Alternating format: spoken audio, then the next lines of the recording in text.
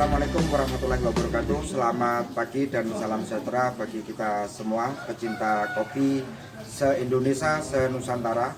Hari ini Sobat Ngluyurto berada di Cafe Hanum dan alhamdulillah kami bersama ownernya. Nah, Cafe Hanum selain aktif di kopi, di lapangan, di perkebunan, dia ahli dalam tradisional processing. Alhamdulillah kedatangan sahabat-sahabat PKBM. Apa itu Mas? Kelompok belajar masyarakat Kalibaru yang dinaungi oleh Dinas Pendidikan. Artinya Cafe Hanum juga sebagai pusat pembelajaran kopi khususnya tradisional processing. Begitu ya Mas? Silakan dikenalkan Hanum Kopi, sejarah Hanum Kopi bagaimana ini? Hanum Kopi sendiri itu mulai ada, sejak kita proses dari 2015 ya? Iya. Cuman kita secara perizinan baru 2017 kita. Ya.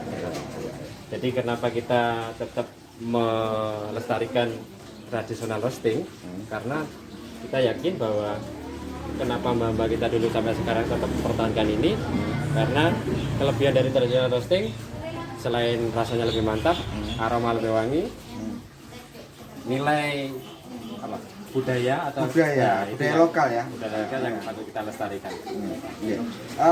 Mas Hanum, di Kalibaru ini salah satu unggulannya selain tradisional kan juga ada honey kopi, honey processing, terus kemudian wine processing. Mengapa Hanum concern ke tradisional processing, Mas?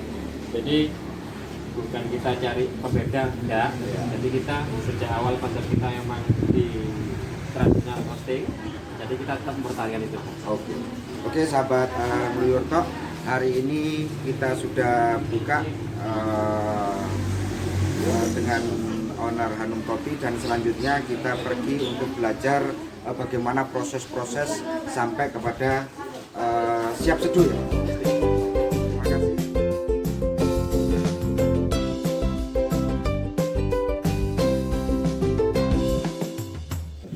Ada tahapannya, cherry dulu, ada menitnya, ada es istilahnya ini, baru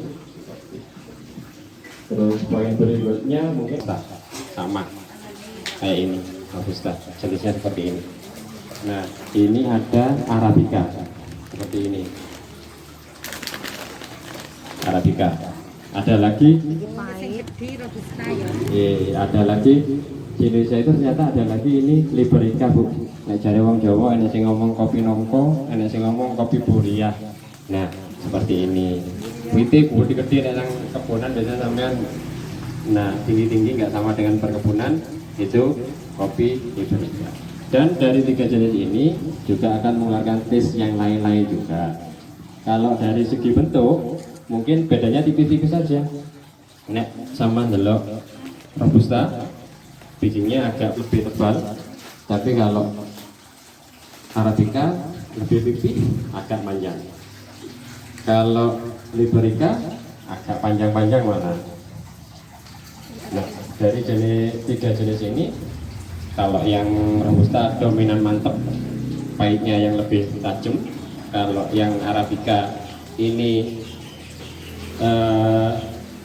asamnya sedikit sok. Kalau yang kopi nongko asamnya lebih tinggi. Ya, sama nanti kita bisa coba. Nah, ini materi awal. Terus yang kedua, ini ada istilahnya sortasi Bu. Oke, sortasi di situ, jadinya di sini milih kopi yang jelas di bahasa perkebunan itu ada grade. Ada grade. Jadi intinya di sini sampean milih kopi yang bagus, yang utuh. Utuh di sini nggak ada cacat, nggak ada pecah, nggak ada hitam-hitamnya. Nah, contohnya ini, ini termasuk kopi yang sortir, ya. Ini contoh yang sortir juga nggak dipakai. Nah, ini termasuk pecah, masih bisa kita olah. Jadi untuk milih grade ini ya butuh kesabaran ya. Ini seperti ini. Ada lagi ini kopi lanang Bu, sing wungkul-wungkul ini. Nah ini kopi lanang.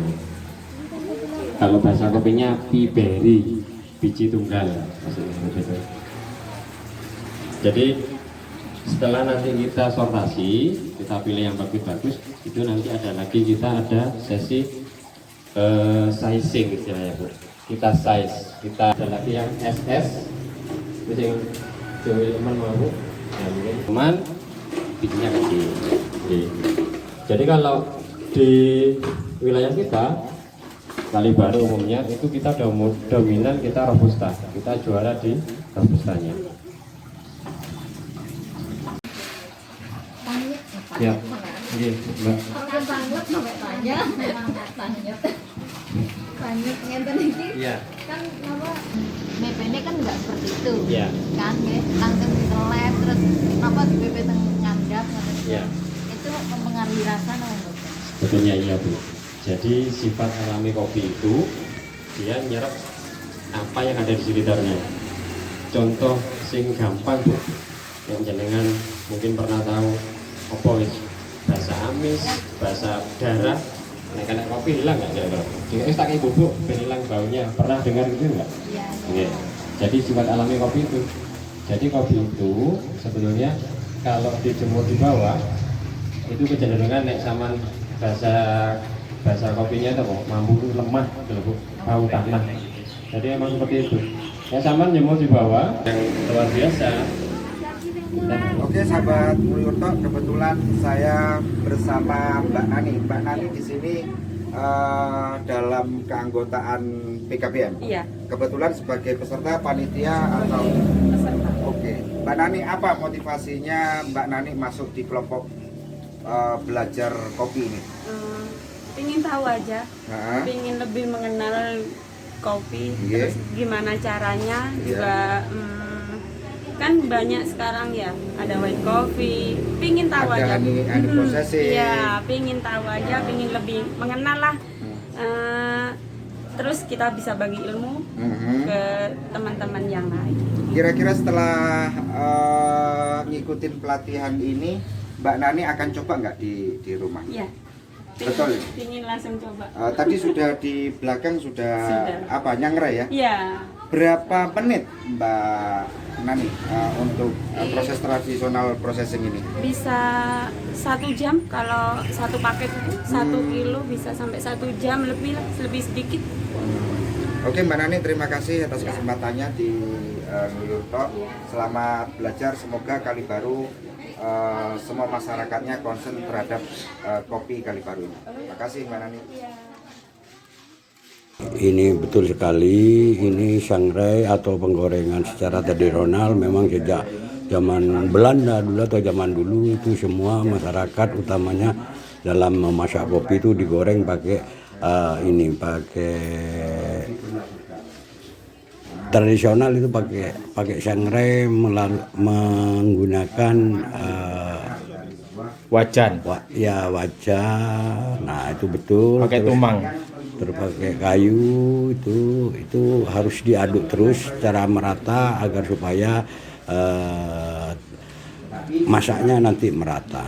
Ini kalau untuk zaman sekarang sudah sepertinya mau punah ini sistem penggorengan tradisional ini Pak. Kalau sekarang memang udah punah karena memang sekarang sudah modern sehingga masyarakat sekarang ini cenderung ambil lebih mudahnya saja, gampangnya saja. Cuma itu terkait dengan penggorengan tradisional itu akan berbeda. Kalau untuk secara kualitas mungkin Pak gimana kalau secara tradisional?